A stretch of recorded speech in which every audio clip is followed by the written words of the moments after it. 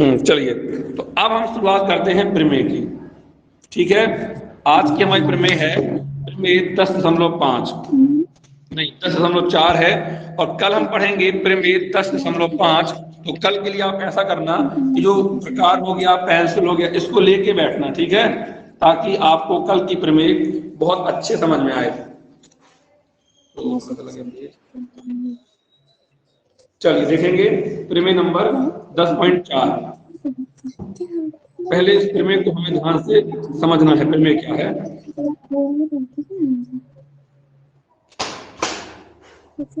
प्रमेय है कि एक वृत्त के केंद्र से, ध्यान समझिए, एक वृत्त के केंद्र से एक जीवा को समद्विभाजित, एक जीवा को समद्विभाजित करने के लिए खींची गई रेखा जीवा पर लंब होती है। इस बात समझिए, सबसे पहले हम एक वृत्त बना लेते हैं। ये बन गया हमारा वृत्त, ठीक है। क्या बोला उसने? एक वृत्त के केंद्र से, तो ये बन गया वृत्त का केंद्र। केंद्र से एक जीवा को, जीवा कहाँ है? ये रही जीवा। एक जीवा को समद्विभाजित, मान लीजिए हमने ये समद्विभाजित करने के लिए एक रेखा खींची गई, ठीक है। होता क्या है, जैसे पूरी रेखा है 10, कितनी है पूरी? ये 10। तो उसने क्या बोला है कि एक जीवा को समद्विभाजित करने के लिए, यानी हमने ये रेखा कैसे खींची है? जो इस जीवा को समद्विभाजित कर रही है। यानी यदि ये जो ये लाइन है, यदि ये पूरी 20 है ना, तो ये जीवा ऐसे खींची गई है कि वो इसके 2 भाग करती है। यानी ये वाला भाग 10 और ये वाला भाग 10, ऐसे 2 भागों में बांट रही है, ठीक है। एक वृत्त के केंद्र से एक जीवा को समद्विभाजित करने के लिए खींची गई रेखा जीवा पर लंब। अब मान लीजिए कि इस रेखा ने इस जीवा को समद्विभाजित कर दिया है, तो कह रहा सिद्ध करो कि जो ये रेखा है वो इस जीवा पे क्या होती है? लंब होती है। ये बात हमें प्रूव करनी है, ठीक है। तो सबसे पहले हम लिखेंगे, सबसे पहले बनाते हैं एक चित्र। तो ये बन गया हमारा, ये हमारा एक चित्र हो गया ये, और ये मान लेते हैं जीवा है, ठीक। ये केंद्र हो गया। कह रहा कि अपन ने केंद्र से जीवा पे एक लाइन खींची, तो ये कैसे लाइन खींची है? जो जीवा को समद्विभाजित कर रही है। तो लिखेंगे ए बी, यहाँ दे देते हैं सी, और ये हो गया अपना डी, ओ मान लो, ठीक है। तो हम लिखेंगे दिया है, दिया है, क्या दिया है हमें? ओ वृत्त का केंद्र है, ओ वृत्त का केंद्र है। ये ओ क्या हो गया? वृत्त का केंद्र हो गया, ठीक। तथा ए बी जीवा है, ए बी जीवा है। साथ में उसने क्या बोला है? हमने कैसे लाइन खींची है? जो इस जीवा को समद्विभाजित कर रही है, यानी समान 2 हिस्सों में बांट रही है। यानी ये ए डी बराबर होगा इस डी बी के, तथा ए डी बराबर डी बी। ये हमें इतनी जानकारी दी हुई है। सिद्ध क्या करना है? सिद्ध करना है कि जो ये हमने रेखा खींची, ये क्या है? इस जीवा पे लंब है, यानी ओडी लंब है ए बी के ऊपर। अब देखो, ओडी लंब ए बी का मतलब है कि ये वाला एंगल 90 होगा और ये वाला एंगल क्या होगा? 90 होगा। यानी एंगल ओ डी ए बराबर एंगल ओ डी बी बराबर 90 हमें प्रूव करना है, ठीक है। ये हमें चीज यहाँ पे लेके आनी है। तो अब हम लिखेंगे रचना। क्या लिखेंगे? रचना। रचना क्या करेंगे? देखिए, हम इस ओ से ए को जोड़ देते हैं, ठीक। हम इस ओ से इस बी को जोड़ देते हैं। अब ये क्यों जोड़ा? तो लिखेंगे ओ ए व ओ बी को जोड़ा, ठीक। तो लिखेंगे त्रिभुज उपपत्ति, उपपत्ति। हाँ, ये बुझाओ, फलक ने कुछ, हाँ बताओ फलक, क्या दिक्कत है बेटा? फलक कुछ बोले? चलो फलक कुछ नहीं बोले, ठीक है। तो अब करना क्या है? देखिए, ये 2 त्रिभुज बन चुके हैं, है ना। पहला त्रिभुज ये बन चुका है और अगला त्रिभुज ये बन चुका है। हम इन दोनों त्रिभुज को लेकर सर्वांग सम करेंगे, यानी इस वाले त्रिभुज को और इस वाले त्रिभुज को हम सर्वांग सम करेंगे। तो लिखेंगे त्रिभुज ओ ए डी त्रिभुज ओ बी डी में। हम जानते हैं सर्वांग करने के लिए हमें तीन बातें बराबर चाहिए हैं। तो पहली बात हम जानते हैं कि इसका ओ ए बराबर होगा ओ बी के। क्यों बराबर होगा? एक ही वृत्त की त्रिज्याएं, क्या लिखोगे? एक ही वृत्त की त्रिज्याएं। ठीक, इसके बाद और हमें क्या मालूम है कि ये आपका जो एडी है, ये वाला कितना हिस्सा, ये ए से लेके डी तक कितना हिस्सा बराबर है इस डी से लेके बी तक के। तो हम लिखेंगे एडी बराबर डीबी। ये हमें कैसे मालूम? ये हमें दिया है, ये हमें दिया है, देखो ना, ये दिया हमें, एडी बराबर डीबी हमें दिया है, तुमने लिख दिया। साथ साथ हम ध्यान से देखें तो ओडी इस त्रिभुज में भी आया है और ओडी इस त्रिभुज में भी आया है। तो ओडी बराबर ओडी, ये कैसे हो गया? उभयनिष्ठ। हम लिखेंगे अतः त्रिभुज ओ ए डी सर्वांगसम है त्रिभुज ओ बी डी। इस नियम से साइड साइड साइड से। ठीक है। अच्छा, अब यदि ये वाले त्रिभुज सर्वांगसम हो चुके हैं तो ये वाले कोण आपस में क्या होंगे? बराबर होंगे। अब देखो 90 होंगे, मैं ये नहीं कह रहा, मैं ये कह रहा हूं कि यदि हमने इन दो त्रिभुज को सर्वांगसम कर लिया है तो ये वाले कोण आपस में बराबर होंगे। 90 होंगे ये नहीं पता, ये हम बाद देखेंगे, पर ये बात क्लियर है कि हम जानते हैं कि एक बार यदि त्रिभुज सर्वांगसम हो जाते हैं तो उनके संगत अवयव आपस में क्या होते हैं? बराबर होते हैं। ये वाला कोण इसके बराबर होगा, तो लिखेंगे तब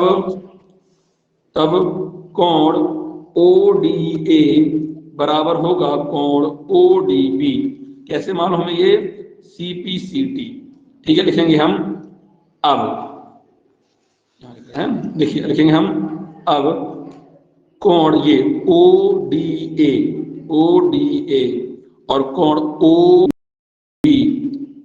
ODB को हम यदि जोड़ दें तो इन दोनों को जोड़ने के बाद कितना आएगा? प्रिंस को छोड़ के और कौन रहेगा कि इन दोनों को ODA और ODB को जोड़ने के बाद कितना बताएं हमें आप जल्दी से। प्रिंस को छोड़ के कोई भी बच्चा। 180। चाइना ने बोला 180। हाँ ठीक है, चलो मान लीजिए 180। अब चाइना को छोड़ के और कौन बोलेगा चाइना और प्रिंस को छोड़ के कि 180 क्यों आएगा?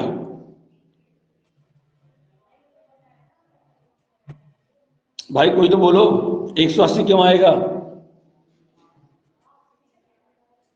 चलो चाइना तुम ही बताओ बेटा 180 क्यों आएगा?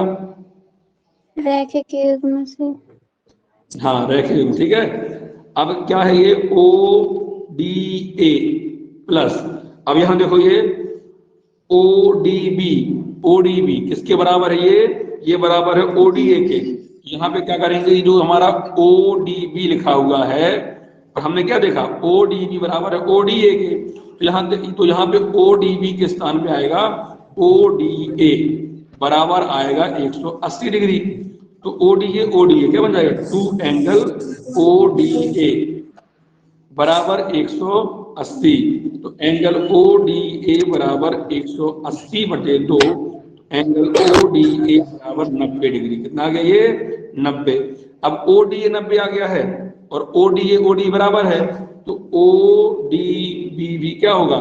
90 डिग्री होगा। ये आपका ODB भी अब 90 डिग्री होगा। ठीक है, और देखो सिद्ध करना में हमें यही लेके आना था कि ODA बराबर हो ODB के, तो बराबर हम लेके आ गए हैं और दोनों बराबर 90 के, और ये हम लेके आ गए हैं। तो हम बोलेंगे अतः OD is perpendicular to AB, और ये हमारा प्रूफ हो गया है। ठीक है, अब हम थोड़ा सा समय देते हैं आपको 1 या 2 सेकंड का, और आप बताएं कि किस बच्चे को डाउट है। कोई बच्चा बोलते सर हमें डाउट है इस जगह पे है, तो हम उसको समझा दोबारा क्योंकि लाइव क्लास इसीलिए हमने शुरू की थी ताकि आप डाउट पूछ पाओ, है ना। जब आपको डाउट ही नहीं पूछना है तो फिर क्या मतलब हुआ लाइव क्लास का, बताओ। आप आते हो, बस आके जुड़ जाते हो गया आपका। जैसे मान लीजिए कोई वो कुछ नियम हो जुड़ने का, ये है ही नहीं कि आप कुछ पूछो कुछ बोलो, माइक बंद करके आप ऐसे बैठ जाते हो जैसे केवल कोई यूट्यूब वीडियो देख रहे हो। क्यों बेटा? फलक, राहुल और सौरभ, बताओ, ये 3 लोग हैं कि हमें तो 5 दिख रहे हैं। चलो खैर 5 लोग हैं और 9 में से 5 लोग हैं बाकी गायब हो गए, पता नहीं क्यों, 5-10 मिनट देख नहीं पाते वीडियो। चलो, तो किसी कोई प्रश्न है क्या? No sir. ठीक है, नो तो ध्यान सर। देना है कल। हाँ हाँ बताओ, कौन बोल रहा है? सर कोई डाउट नहीं है। कोई डाउट नहीं है, ठीक है। तो एक काम करना, कल स्केल और प्रकार और पेंसिल लेके बैठना, ठीक है? सर बस एक ही, हाँ बेटा बोलो, कुछ कह रहे हैं क्या? चाहे ना बस एक ही फिल्म पढ़ानी है आपको? बेटा, तुम देखो, ये हमें केवल 4 लोग ऐड हैं, बताओ तुम अभी, और लोग बहुत से भाग गए हैं।